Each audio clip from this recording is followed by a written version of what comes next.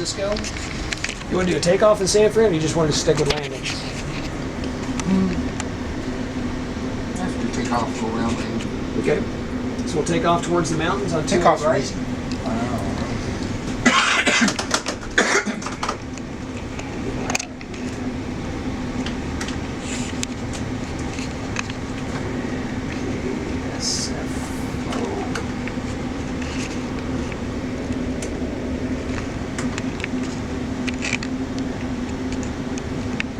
Since I hate touch pads. I think we need a roller ball with a nicer solution. I think that they would put touch-sensitive screens in these things.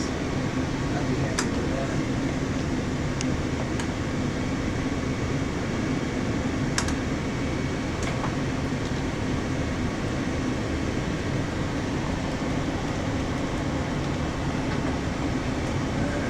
Flying's the easy part. Is learning how to program all this stuff. That's what. Tell you what, it's certainly not a DC-9 or a 727. It's got some really nice features on it, but this seems to be more work. VNAV, and let me get that checklist out of the way. Okay, so we're just going to take off. We're going to fly straight ahead, and I'm going to give you a little bit of a right turn. We'll come back and we'll land right on this same runway again. United 800 Heavy, you are cleared for takeoff, runway 28 right.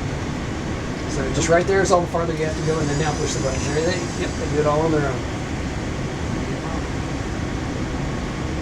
Those big, big fans. There are only 18 blades on the front of this thing. It's kind of like a turboprop. Are they GE engines? Yep. Airspeed's live.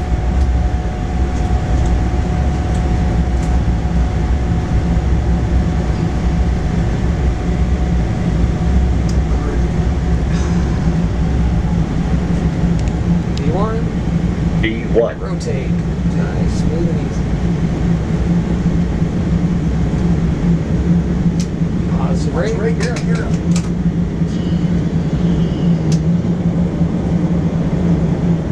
2,000. Yep.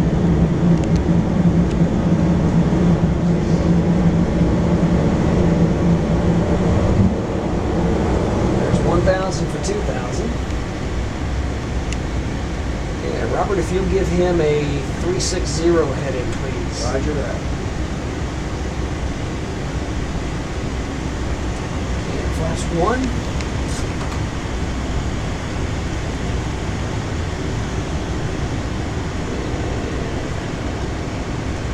Flaps up.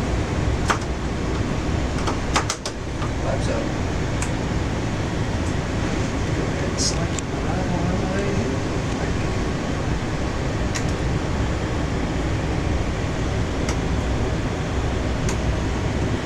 Push that green execute light for me. Thank you. And you can go ahead and dial him right around to a heading of about 030. So we're flying right over the top of this ridge line.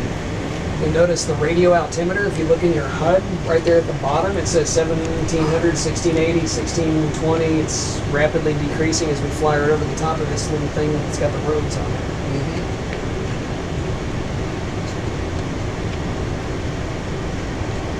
Terrain.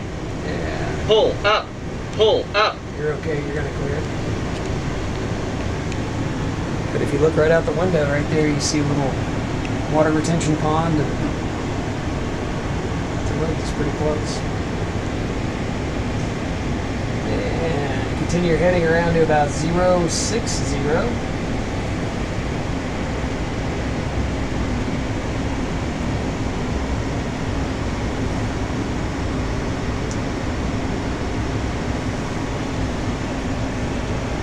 Look out in front of us. You'll see it here in a little bit. We're down kind of low. You'll see the bridge off the left-hand side is downtown San Francisco. That's the Oakland Bridge going off to the side. You can see.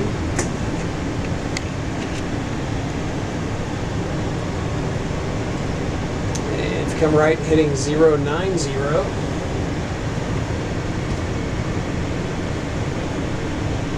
So if you had the autopilot engaged, driving by this, otherwise right now since I'm hand flying, it's just a reference for all this That is correct. Yeah, you're programming the mode control panel that's giving you flight director guidance right now. And it's really the same thing when the autopilot's on. It's just flying the same flight director guidance that you do. So it's kind of like HAL 9000 or HAL 2000 on, or it's HAL 9000. Yeah, HAL 9000, yeah. Or getting the heading mode on the reforged lid, or programming the GPS approach, and Yep. watching it fly.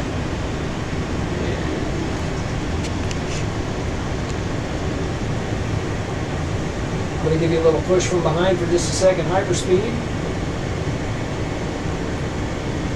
And come right now to a heading of 100 degrees.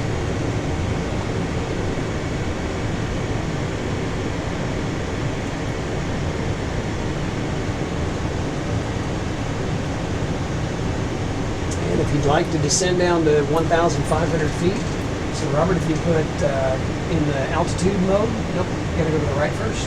The altitude selector, a little further. Yep, right there. Nope, the twisty knob. Change, put 1,500 feet. And now go over to flight level change, that is to the right. Yep, right there. Nope, and then go ahead and dial it back to 222 knots. What's the flashing on you? We just crossed over a marker. Probably for Oakland, which is off to the left here. That was a first for my landing yesterday. It's the first time in my airplane I've ever had a dinner marker go off on the Cat 2 runway. Really?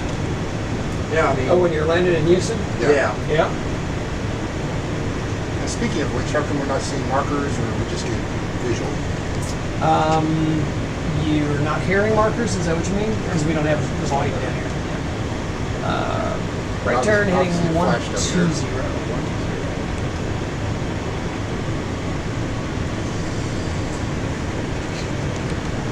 I'll dial your map out so you can see a little bit better of what you're looking at.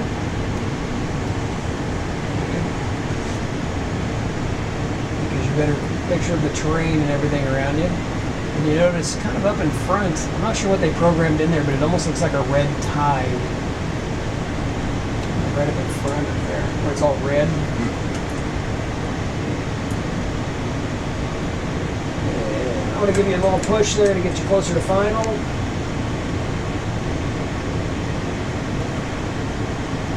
And you're right, I think passengers would like it if we can go that fast. Yeah. Right turn heading 210. 210. Vectors for the ILS runway 28 right. No fly too low here. Yeah, I think probably they'd be squawking at you if we came flying through here at 1,500 feet. Yeah, that's a bad joke about a certain airliner that landed a little bit short of the runway at SFO. Yeah. I landed in San Francisco a couple of days after that happened, and I saw the wreckage that was on the runway. That was just crazy. Yeah, let's go flaps 1, Robert, and give him his speed if you would. You see the number pop up? 2, 1. Looks like it's about 198 knots. Go ahead and give him a 220 heading. And flaps 5. And flaps 5 speed looks like it's, if you look at your speed tapes, about 182. Dial that in. And 9801 heavy, you are cleared for the ILS runway 28 right. So go ahead and arm the approach mode up here at the top. There you go. If you look into the flight mode annunciator, it shows localized air glide slope are now armed. And you can go ahead and give him, yep, you can put 3 on the brakes if you like. Go ahead and give him a right turn to a 230 heading.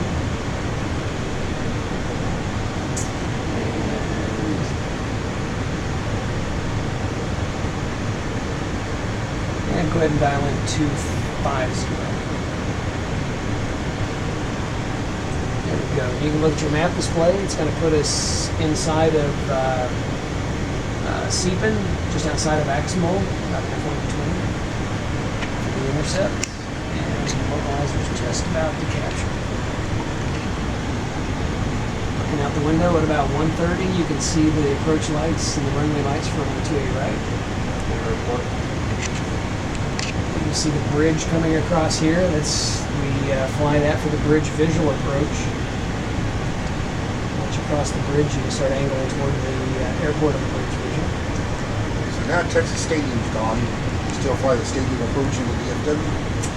Oh, you know, it's been, honestly, it's been probably nearly, the airplane does that, or the simulator does that. The airplane doesn't do that. That's an audio blip. Yeah, we were having those in the church yesterday. I've not flown into Dallas and I've been nearly attacked. Alright, I'm looking at my visual display down here at the bottom. I can see About the runway? we're going to come up on our glide slope about 2.5 miles. You go ahead, flaps 15. And look at your speed tape and see what speed it says. 140. Nope, see your speed tape right over here to the right? 162. Yeah, about 162. And glide slope's coming down, so let's go gear down. Flaps 20.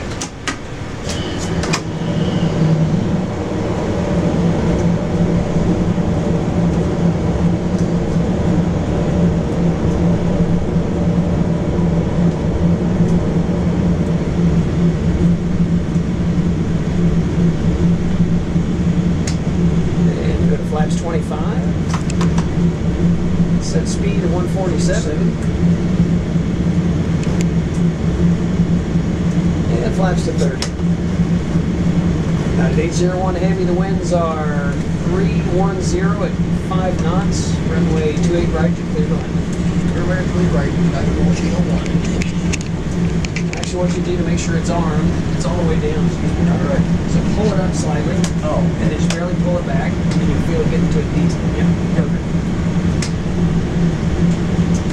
Actually, if you push checklist right there, push that button, it brings up an electronic checklist.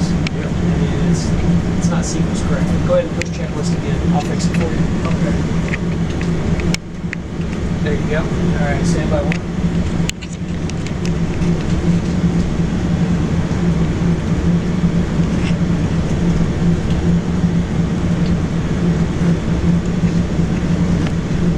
All right, push that checklist again.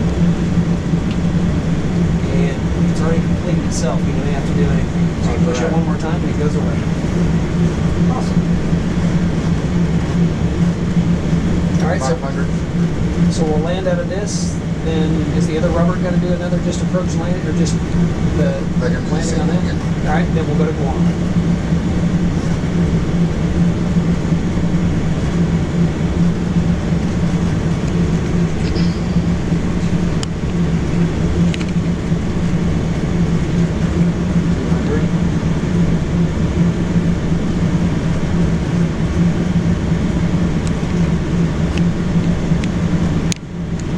50, 30, 20, 10.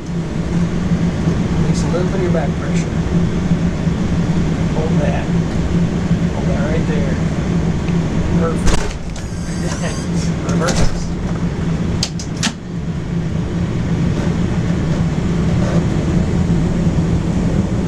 Alright, back to idle reverse. There you go. That'll work. Keep it right on the center line. And bring it right to a stop.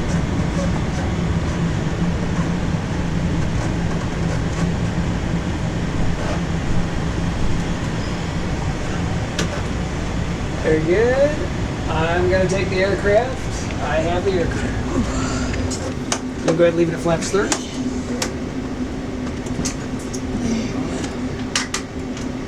And I'm going to put you on a 3-mile final, and we'll go ahead and land on 28 right once again. Roger that. Do you want to reset this again, Robert? Just keep it going. Yeah, when you're shooting.